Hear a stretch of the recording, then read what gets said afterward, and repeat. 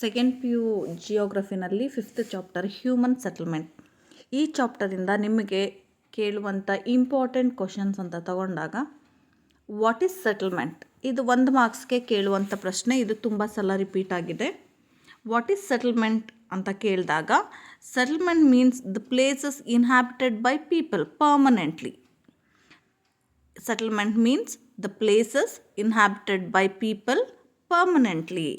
ಇಷ್ಟೇ ಇದರ ಆನ್ಸರ್. 1 ಮಾರ್ಕ್ಸ್ಗೆ ಇದನ್ನು ಕೇಳಬಹುದು. 1-2 ಸಲ what are wet point settlement ಅನ್ನುವಂಥ ಪ್ರಶ್ನೆ 1 ಮಾರ್ಕ್ಸ್ಗೆ ರಿಪೀಟ್ ಆಗಿದೆ. ವೆಟ್ ಪಾಯಿಂಟ್ ಸೆಟಲ್ಮೆಂಟ್ ಕನ್ನಡದಲ್ಲಿ ತೇವ ಕೇಂದ್ರಿತ ವಸತಿ ಅಂತ ಇದನ್ನು ಹೇಳೋವಂಥದ್ದು. What are wet point settlement ಅಂತ ಕೇಳಿದಾಗ, settlements are located near water points. Settlements are located near water points ಅಂದರೆ ಎಲ್ಲಿ ನೀರಿರುತ್ತೋ ಅದರ ಹತ್ತಿರ ಅಥವಾ ಅದರ ಸುತ್ತ ಸೆಟಲ್ಮೆಂಟ್ ಅಂದರೆ ವಸತಿ ಕಂಡು ಬಂದರೆ ಅದನ್ನು ವೆಟ್ ಪಾಯಿಂಟ್ ಸೆಟಲ್ಮೆಂಟ್ ಅಂತ ಕರಿತೀವಿ. ವಾಟರ್ ಪಾಯಿಂಟ್ಸ್ ಅಂತ ತಗೊಂಡಾಗ like rivers, lakes, springs etcetera. ಇನ್ನೊಂದು ಸಲ ಹೇಳ್ತೀನಿ. Settlements are located near water point like rivers, lakes etcetera ಅಂತ ಹಾಕಿದ್ರೆ ಸಾಕು. ಈ ಪ್ರಶ್ನೆ 1-2 ಸಲ ಬಂದಿರಬಹುದಷ್ಟೇ. ಇನ್ನೊಂದು ತುಂಬ ಇಂಪಾರ್ಟೆಂಟ್ ಕ್ವಶನ್ 1 ಮಾರ್ಕ್ಸ್ಗೆ ಅಂತ ತಗೊಂಡಾಗ, ವಾಟ್ ಆರ್ ಹ್ಯಾಮ್ಲೆಟ್ಸ್. ಇದು ಕೂಡ ಸುಮಾರು ಸಲ ಕೇಳಿದ್ದಾರೆ. ವಾಟ್ ಆರ್ ಹ್ಯಾಮ್ಲೆಟ್ಸ್ ನಿಮಗೆ ಮಿಡ್ ಟರ್ಮಲ್ಲಿ ಪ್ರಿಪ್ರೇಟರಿನಲ್ಲಿ ಕಾಮನ್ ಆಗಿ ರಿಪೀಟ್ ಆಗಿರುತ್ತೆ. ವಾಟ್ ಆರ್ ಹ್ಯಾಮ್ಲೆಟ್ಸ್ ಅಂದಾಗ, these are smaller than villages and lacking of public utilities ಅಂತ. These are smaller than villages and lacking of public utilities. Smaller than villages ಅಂದರೆ ಹಳ್ಳಿಗಳಿಗಿಂತ ಚಿಕ್ಕದಾಗಿರುತ್ತೆ, and lacking of public utilities ಯಾವುದೇ ಮೂಲಭೂತ ಸೌಕರ್ಯ ಇರೋದಿಲ್ಲ ಅನ್ನುವ ಅರ್ಥ. ಇದು 1 ಮಾರ್ಕ್ಸ್ಗೆ ತುಂಬ ಸಲ ರಿಪೀಟ್ ಆಗಿರುವಂಥ ಪ್ರಶ್ನೆ. And which is the first million city. ಈ ಪ್ರಶ್ನೆ ತುಂಬ ಸಲ ಕೇಳ್ತಾರೆ. Which is the first million city ಅಂದಾಗ ಲಂಡನ್ ಅಂತ. ಹಾಗೆಯೇ which is the largest mega city ಅಂತ ಕೇಳಿದ್ರೆ ನ್ಯೂಯಾರ್ಕ್. ಇದೆರಡೂ ಕೂಡ ಗೊಂದಲ ಮಾಡ್ಕೋಬಾರ್ದು. ಸಿಟಿ ನ್ಯೂಯಾರ್ಕ್, ಮಿಲಿಯನ್, ಮೆಗಾ, ಇದೆರಡು ಕೂಡ ಡಿಫ್ರೆನ್ಸ್ ಏನು ಅನ್ನೋದನ್ನು ನೋಡ್ಕೊಳ್ಳಿ. ಇದೆರಡು ಪ್ರಶ್ನೆನಲ್ಲಿ ಒಂದು ಕೇಳ್ತಾರೆ ಮಿಲಿಯನ್ ಸಿಟಿ ಅಂತ ಕೇಳಿದಾಗ ಲಂಡನ್ ಅಂತ, ಹಾಗೆಯೇ ಮೆಗಾ ಸಿಟಿ ಅಂತ ಕೇಳಿದಾಗ ನ್ಯೂಯಾರ್ಕ್ ಅಂತ ಬರೀರಿ. ಇದಿಷ್ಟು 1 ಮಾರ್ಕ್ಸಲ್ಲಿ ಕೇಳಬಹುದಾದ ತುಂಬ ಇಂಪಾರ್ಟೆಂಟ್ ಕ್ವಶನ್ಸ್. ಇದನ್ನು ಬಿಟ್ಟರೆ ಇನ್ನು 2 ಮಾರ್ಕ್ಸಲ್ಲಿ ಈ ಚಾಪ್ಟ್ರಿಂದ ಬರುವಂಥ ಪ್ರಶ್ನೆ ಅಂತ ತಗೊಂಡಾಗ, ನಿಮಗೆ give 2 examples of educational towns. Educational ಟೌನ್ಸ್ಗೆ ಯಾವುದಾದ್ರೂ 2 ಎಕ್ಸಾಂಪಲ್ ಕೊಡಿ ಅಂತ ಕೇಳ್ತಾರೆ. ಮೈಸೂರು, ಬ್ಯಾಂಗ್ಳೂರು, ಯಾವುದಾದ್ರೂ ಬರೀಬಹುದು, ಧಾರವಾಡ. ಎಲ್ಲಿ ಎಜುಕೇಷನ್ಗೆ ಅಂದರೆ ಯೂನಿವರ್ಸಿಟೀಸ್ ಎಲ್ಲಿ ಲೊಕೇಟ್ ಆಗಿದೆ ಆ ಪ್ಲೇಸ್ಗಳನ್ನು ಮೆನ್ಷನ್ ಮಾಡಿದ್ರು ಸಾಕು. ಹಾಗೆಯೇ ಆಕ್ಸ್ಫರ್ಡ್, ಕೇಂಬ್ರಿಡ್ಜ್ ಇವುಗಳನ್ನು ಕೂಡ ನೀವು ಬರೀಬಹುದು. ಹಾಗೆಯೇ mention any 2 cultural and religious towns. ಇದು ಪ್ರತಿ ಸಲ ಕೇಳುವಂಥ ಪ್ರಶ್ನೆ. ಈ ಟೌನ್ಸ್ಗಳನ್ನು ಮೆನ್ಷನ್ ಮಾಡಿ ಅಂತ ಕೇಳೋದ್ರಲ್ಲಿ ತುಂಬ ಇಂಪಾರ್ಟೆಂಟ್ ಯಾವುದು ಅಂದರೆ ಕಲ್ಚರಲ್ ಆ್ಯಂಡ್ ರಿಲಿಜಿಯಸ್ ಟೌನ್ಸ್. ಇದು ಪ್ರತಿ ಸಲ ರಿಪೀಟ್ ಆಗಿರುವಂಥದ್ದು.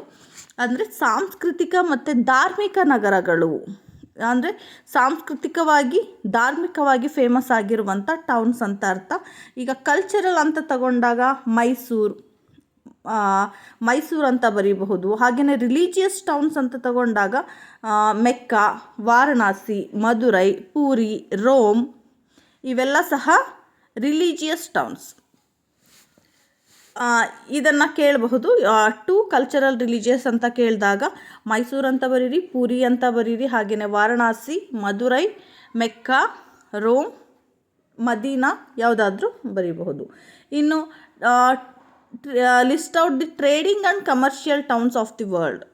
ಟ್ರೇಡಿಂಗ್ ಆ್ಯಂಡ್ ಕಮರ್ಷಿಯಲ್ ಟೌನ್ಸ್ ಅಂತ ಕೇಳಿದಾಗ ಇಂಡಿಯಾದಲ್ಲಿ ತಗೊಂಡಾಗ ಮುಂಬೈ, ಲಾಹೋರ್, ಬಾಗ್ದಾದ್ ಯಾವುದಾದ್ರೂ 2 ಹೆಚ್ಚು ಫೇಮಸ್ ಇರುವಂಥ ಟೌನ್ಸ್ ಯಾವುದಿದೆ ಅದನ್ನು ಬರೆದ್ರೂ ಓಕೆ, ಇಲ್ಲ ಮುಂಬೈ, ಬ್ಯಾಂಗ್ಳೂರು ಅಂತ ಬರೆದ್ರೂ ಆಗುತ್ತೆ.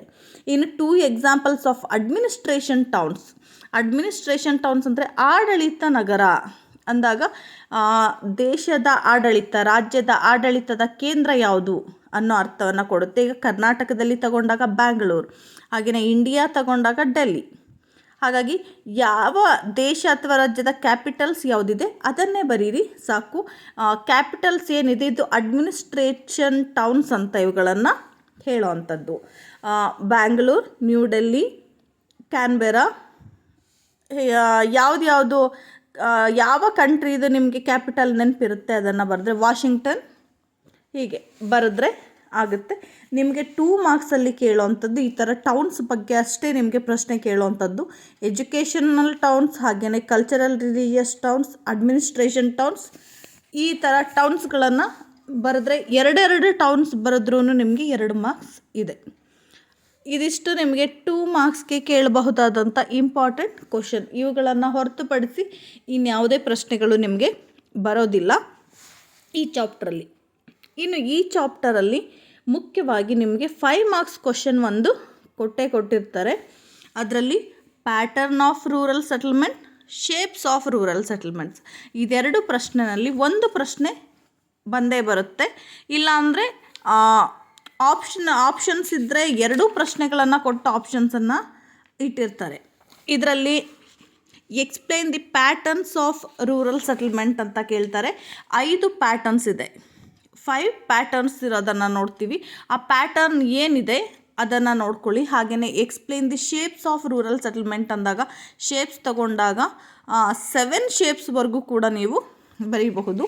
ಈಗ ಪ್ಯಾಟರ್ನ್ ಅಂತ ತಗೊಂಡಾಗ ಪ್ಯಾಟರ್ನ್ ಆಫ್ ರೂರಲ್ ಸೆಟಲ್ಮೆಂಟ್ ಅಂದಾಗ uniform pattern, clustered pattern, random pattern, dispersed settlements and hamlets, ಇದು 5 ಕೂಡ ಪ್ಯಾಟರ್ನ್ ಆಫ್ ರೂರಲ್ ಸೆಟಲ್ಮೆಂಟ್ಸ್ಗೆ ಇರುವಂಥ ಆನ್ಸರ್. ಅಂದರೆ ಸೈಡ್ ಹೆಡಿಂಗ್ ಹಾಕಿ ನೀವು ಬರೆಯುವಂಥದ್ದು 5 ಪ್ಯಾಟರ್ನ್ ಬರುತ್ತೆ. Uniform, clustered, random, dispersed and hamlets. ಹಾಗೆಯೇ explain the shapes of rural settlement ಅಂದಾಗ ಆಕಾರಗಳು ಅಂತ ಬರುತ್ತೆ. Linear pattern, rectangular pattern, circular pattern, star shaped pattern, TXY shaped settlements, double village, triangular pattern. ಇದು 7 ಶೇಪ್ಸ್ ಬರುತ್ತೆ. ಇಲ್ಲೂ ಕೂಡ ನೀವು ಬರಿಬೇಕಾದ್ರೆ ಶೇಪ್ಸನ್ನು ಪ್ಯಾಟರ್ನ್ ಅಂತಲೇ ಬರೆಯುವಂಥದ್ದು. ಲೀನಿಯರ್ ಅಂದರೆ ನೇರವಾಗಿರೋದು, ರೆಕ್ಟ್ಯಾಂಗ್ಯುಲರ್ ಅಂದರೆ ಆಯತಾಕಾರ, ಸರ್ಕ್ಯುಲರ್ ಅಂದರೆ ವೃತ್ತಾಕಾರ, ಸ್ಟಾರ್ ಶೇಪ್ ಅಂದರೆ ನಕ್ಷತ್ರಾಕಾರ, TXY ಶೇಪ್ ಅಂದರೆ TXY ಆಕಾರ, ಡಬಲ್ ವಿಲೇಜ್ ಅಂತ ತಗೊಂಡಾಗ settlement extend on both sides of a river where there is a bridge ಅಂತ. ಅಂದರೆ ಒಂದು ನದಿಯ ಆ ಕಡೆ ಈ ಕಡೆ ಇಕ್ಕೆಲಗಳಲ್ಲಿ ಕಂಡುಬರುವಂಥ 2 ವಿಲೇಜ್ ಏನಿದೆ ಇದನ್ನು ನಾವು ಡಬಲ್ ವಿಲೇಜ್ ಅಂತ ಕರೆಯುವಂಥದ್ದು. ಇದೆರಡನ್ನು ಕೂಡ ಬ್ರಿಡ್ಜ್ ಕನೆಕ್ಟ್ ಮಾಡುವಂಥದ್ದು ಅನ್ನೋ ಅರ್ಥ. ಇದಿಷ್ಟು ಕೂಡ ಇಂಪಾರ್ಟೆಂಟ್ ಈ ಚಾಪ್ಟರಲ್ಲಿ.